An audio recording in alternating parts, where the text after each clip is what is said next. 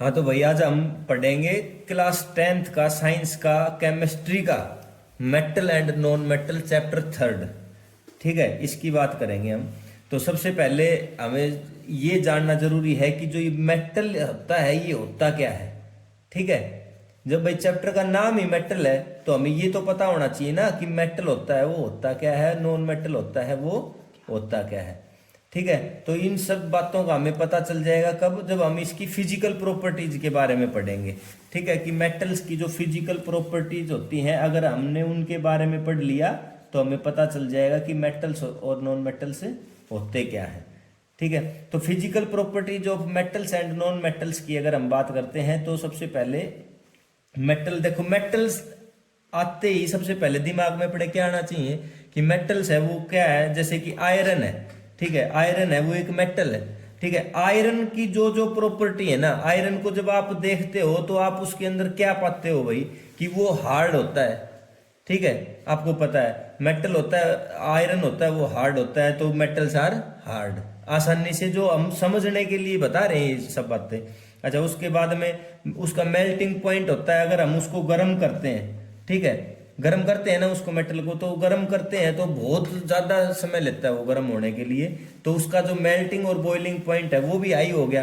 तो यहां से हम ये भी कह सकते हैं कि metals are high melting and boiling points, have high melting and boiling points. अब आयरन की कोई भी चीज है, आप उससे कोई बिजली का काम करके दिखाओ ना, आपको क्या लगेगा, करंट लगेगा। तो इससे ये पता चलता है कि metals are good conductor of heat and electricity. ठीक है, ये सब बातें ही हमने यहाँ पे लिख रखी हैं। ठीक है, तो ये याद कर लेना, आप बहुत अच्छे नोट्स बना रखे हैं। अगर ये नोट्स पढ़ लिए ना तो इससे बाहर आपको कुछ पढ़ने की आवश्यकता ही नहीं है। ठीक है, they are malleable, metals are malleable, metals are ductile, they are good conductor of heat and electricity, they are lustres. ये लस्टर क्या होता है, लस्टर, लस्टर होता है चमक। ठीक है, तो मेटल्स के अंदर चमक भी होती है, ये good conductor of heat and electricity भी होते हैं।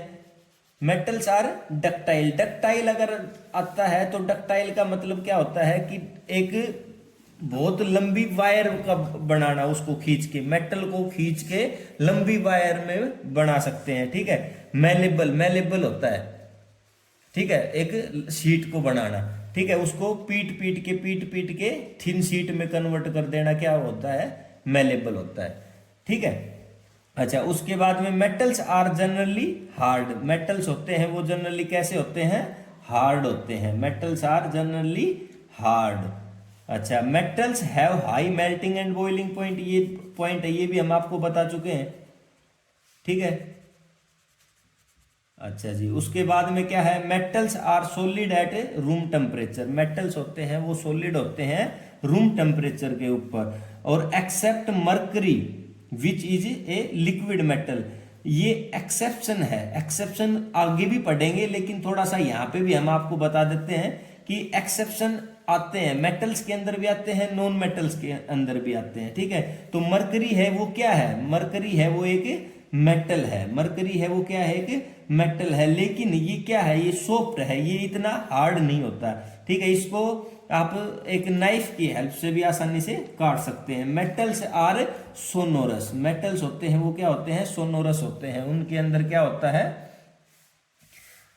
सोनोरस क्या होता है भाई, बताओ कमेंट में बताओ, सोनोरस क्या होता है। सोनोरस होता है एस से सोनोरस, एस से साउंड। ठीक है, तो मेटल्स के अंदर क्या होता है, साउंड भी होता है। किसी भी मेटल को, अब मेटल से मैं आपको बता रहा हूं कि मेटल का दिमाग में आते, आपके दिमाग में आना चाहिए कि आयरन एक मेटल है। ठीक है, आयरन को अगर आप किसी दूसरी चीज से पिटोगे तो आपको पता है क्या करेगा, आवाज करेगा, तो वो क्या है, मेटल्स आर सोनोरस, यहां से आप याद रख सकते हो।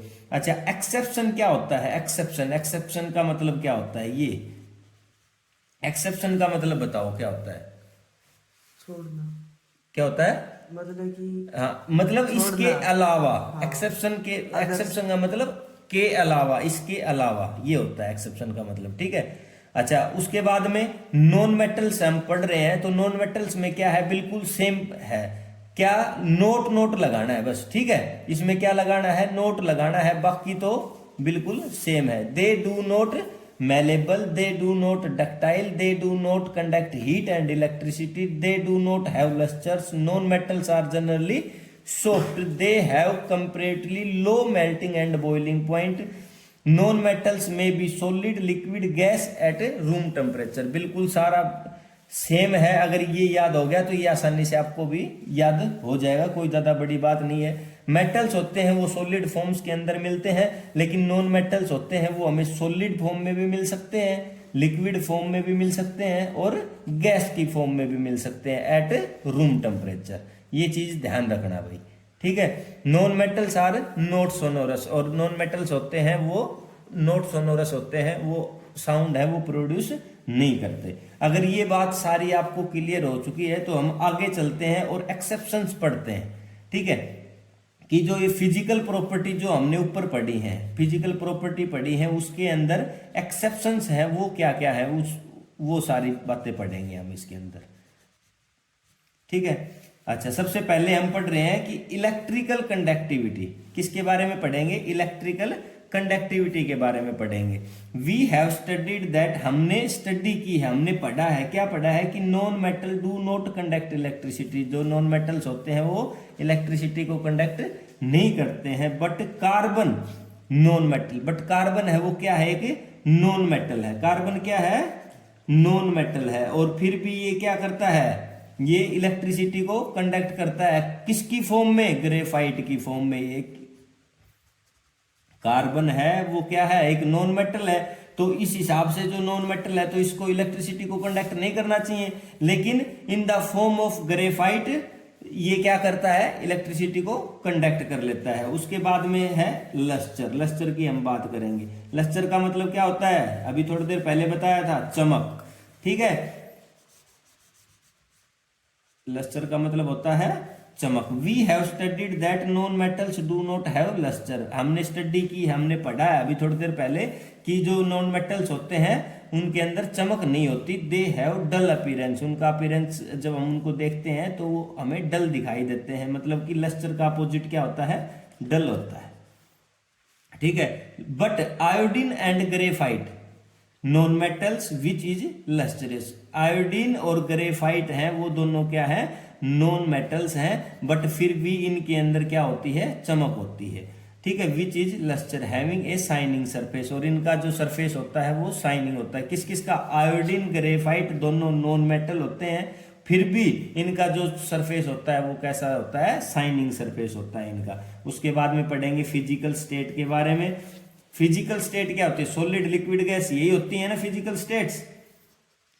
We have studied that metals are solids, हमने अभी अभी स्टडी की थी कि जो मेटल्स होते हैं उनकी स्टेट क्या होती है, सॉलिड स्टेट होती है। बट मरकरी, मरकरी मेटल होता है, इज एन एक्सेप्शन, और ये क्या होता है, एक एक्सेप्शन होता है। मेटल होते हुए भी मरकरी क्या होता है, सॉलिड फॉर्म में नहीं पाया जाता। ये किस फॉर्म में पाया जाता है, लिक्विड फॉर्म में पाया जाता है।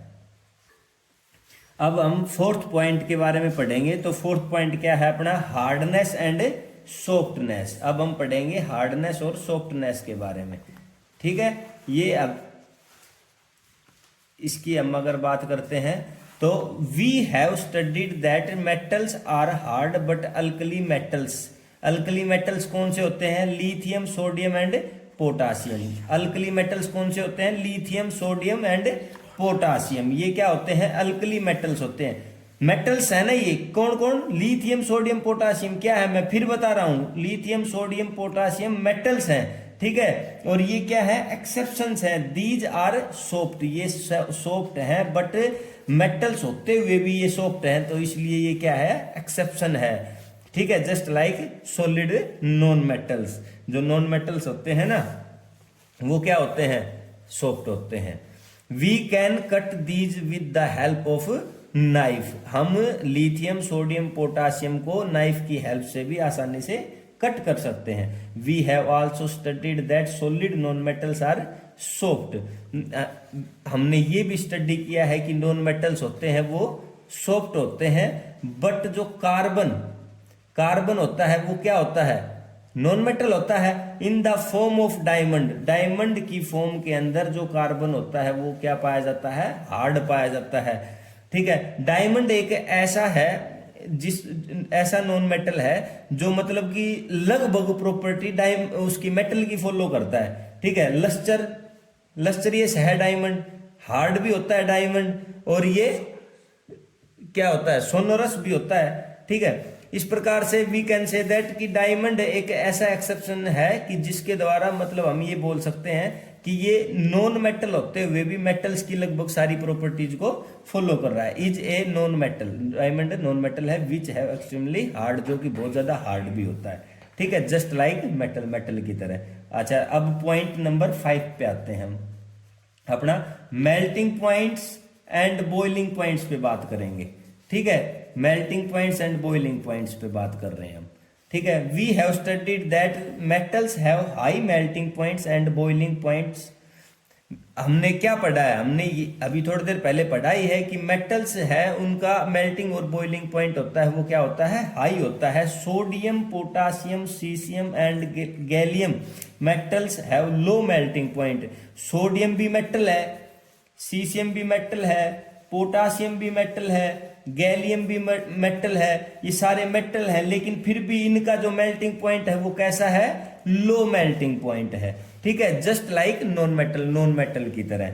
We have also studied that non metals have low melting and boiling point. हमने अभी भी पढ़ा है कुछ देर पहले कि नॉन मेटल्स होते हैं उनका low boiling and melting point होता है, बट डायमंड होता है वो नॉन मेटल होते हुए भी क्या है, एक्सेप्शन है कि इसका जो बॉइलिंग पॉइंट और मेल्टिंग पॉइंट है वो बहुत ज्यादा हाई होता है। Diamond is non metal which has a very high melting and boiling point.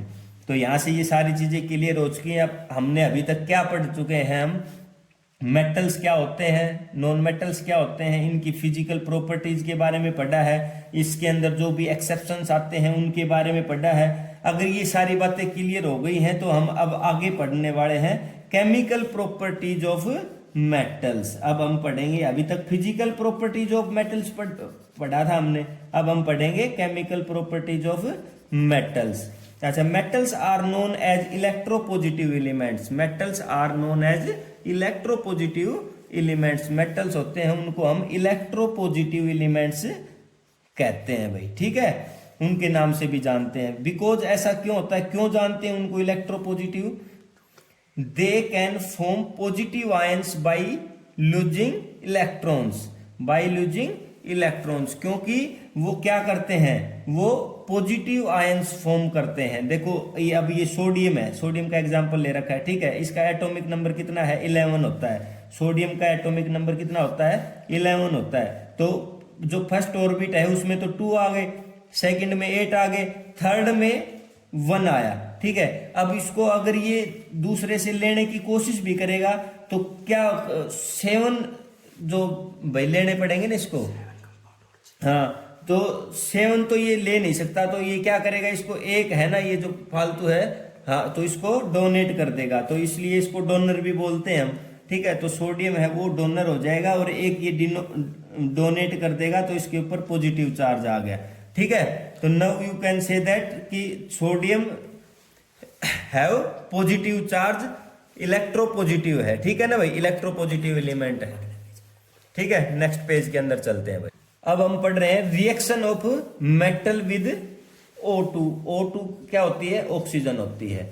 अच्छा, अब रिएक्शन करवाएंगे हम किसकी, मेटल की, किसके साथ, ऑक्सीजन के साथ, ठीक है। Reaction of metal with oxygen, अगर मेटल है वो ऑक्सीजन के साथ रिएक्ट करेगा तो क्या बनाएगा, मेटल ऑक्साइड बनाएगा। वो क्या बनाएगा, मेटल ऑक्साइड बनाएगा भाई, ये चीज ध्यान रखना। अगर मेटल ऑक्सीजन के साथ रिएक्ट करेगा तो मेटल ऑक्साइड बनाएगा। अब ये पढ़ लो एक बार, all metals do not react with oxygen with equal reactivity. Equal reactivity के ऊपर सभी मेटल्स हैं वो ऑक्सीजन के साथ रिएक्ट नहीं करते। The reactivity of oxygen also depend upon the nature of the metal. जो रिएक्टिविटी होती है ऑक्सीजन की वो किसके ऊपर डिपेंड करती है, nature of the metal, metal के नेचर के ऊपर डिपेंड करती है भाई, ठीक है। ऑक्सीजन की रिएक्टिविटी है कि ऑक्सीजन को किसके साथ रिएक्ट करना है, किसके साथ रिएक्ट नहीं करना है, ये चीज मेटल के ऊपर डिपेंड करती है कि मेटल का जो नेचर है वो कैसा है। Some of the metals react with oxygen even at room temperature. कुछ जो मेटल होते हैं वो तो क्या होता है कि रूम टेम्परेचर के ऊपर ही ऑक्सीजन के साथ रिएक्ट कर देते हैं। Some metals react on heating while other react only if strong heating is provided. और कुछ मेटल्स होते हैं वो केवल तभी रिएक्ट करते हैं जब उनको बहुत ज्यादा मात्रा में हीट दी जाती है ना, तो ही वो उसके ऑक्सीजन के साथ रिएक्ट कर पाते हैं। जैसे कि अभी यहां से आप इस चीज को कैसे याद रख सकते हो पूरे को, तो अगर मैं बात करूं मेटल को ऑक्सीजन के साथ रिएक्ट करना है, सभी मेटल अगर ऑक्सीजन के साथ रिएक्ट करेंगे तो अब गोल्ड है, गोल्ड क्या है, मेटल है। अब उसकी आप अंगूठी वगैरह पहनते हो, रिंग गोल्ड की, सिल्वर की, आयरन को भी आप देखते हो खुले में रहता है, तो ऑक्सीजन की तो साथ में होता ही है ये, ठीक है। तो अगर ये ऐसे रिएक्ट करेंगे तो इनका तो आप यूज ही नहीं कर सकते।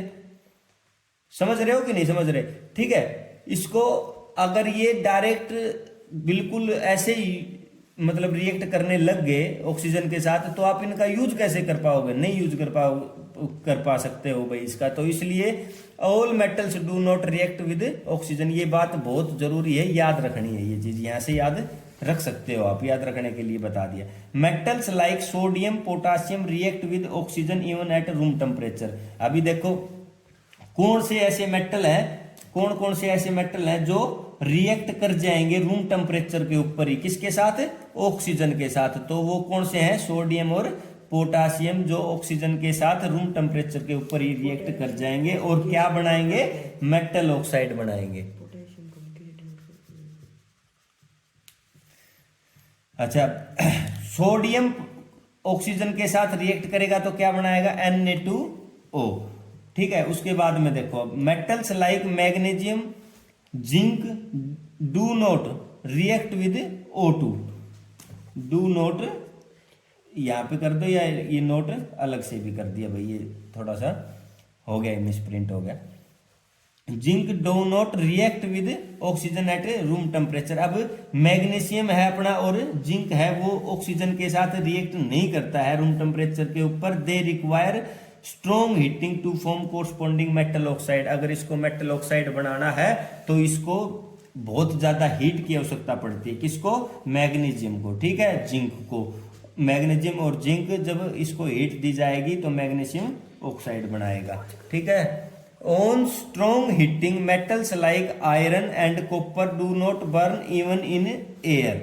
ऑन स्ट्रॉन्ग हीटिंग, बहुत ज्यादा हीट देने के बाद में मेटल्स जैसे कि आयरन और copper do not burn. On strong heating metals like iron and copper do not burn even in air.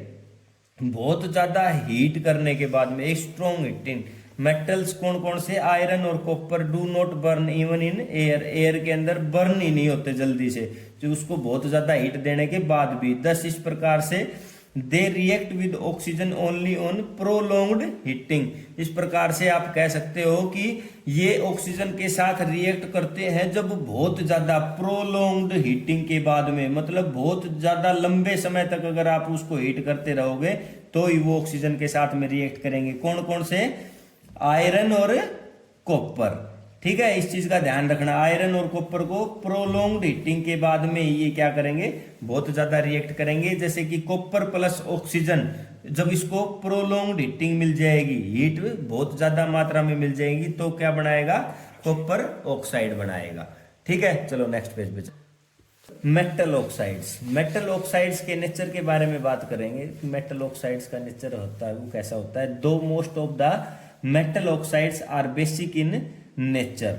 Nature के अंदर मेटल ऑक्साइड्स होते हैं वो क्या होते हैं, बेसिक होते हैं। But some of the metal oxides show basic as well as acidic nature. But कुछ जो मेटल ऑक्साइड्स होते हैं वो बेसिक होते हैं और as well as acidic in nature. Nature के अंदर एसिडिक और बेसिक दोनों में पाए जाते हैं। नेचर उनका एसिडिक भी होता है और बेसिक भी होता है। किसके बारे में बात कर रहे हैं हम, मेटल ऑक्साइड के बारे में। मेटल ऑक्साइड्स का नेचर होता है वो बेसिक होता है, बट बहुत सारे जो मेटल ऑक्साइड होते हैं वो बेसिक नेचर भी शो करते हैं और एसिडिक नेचर भी शो करते हैं। Those metal oxides which shows basic as well acidic behaviour are known as amphoteric oxides, ऐसे मेटल ऑक्साइड्स जो बेसिक और एसिडिक नेचर है, उनका दोनों बिहेवियर शो करते हैं, उनको हम एम्फोटेरिक ऑक्साइड बोलते हैं। ठीक है, बिल्कुल सिंपल है भाई एम्फोटेरिक ऑक्साइड, और पेपर में आने के पूरे पूरे चांस हैं इसके। ठीक है, 1 या 2 नंबर में ये एम्फोटेरिक ऑक्साइड है, ये आ सकता है। इसको याद कर लेना कि दोज मेटल ऑक्साइड्स, ऐसे metal oxide which shows basic as well as acidic behaviour, जो बेसिक और एसिडिक बिहेवियर दोनों बिहेवियर को शो करता है, उसको एम्फोटेरिक ऑक्साइड बोलते हैं। ठीक है, एम्फोटेरिक ऑक्साइड का एक उदाहरण नीचे ले रखा है मैंने एग्जांपल, एल्यूमिनियम मेटल Al2O3। ठीक है, और दूसरा एक है जिंक मेटल ZnO। ठीक है, दोनों एम्फोटेरिक ऑक्साइड के एग्जांपल है भाई। ठीक है, जो एसिडिक बिहेवियर भी देते हैं और बेसिक बिहेवियर भी देते हैं। अगर इतना आपको समझ में आ गया तो इसको एक बार रिवाइज कर लेना। ठीक है, दोबारा से, और ये आगे, इससे आगे मेटल्स रिएक्ट विद वाटर, ये नेक्स्ट वीडियो में आपको बताया जाएगा इसके बारे में। और इसके अगर आप स्क्रीनशॉट वगैरह लेना चाहो तो स्क्रीनशॉट लेके भी कर सकते हो, अपने नोट्स बना सकते हो, या फिर वैसे भी आप वीडियो को पॉज कर करके भी अपने नोट्स बना सकते हो भाई। Thank you.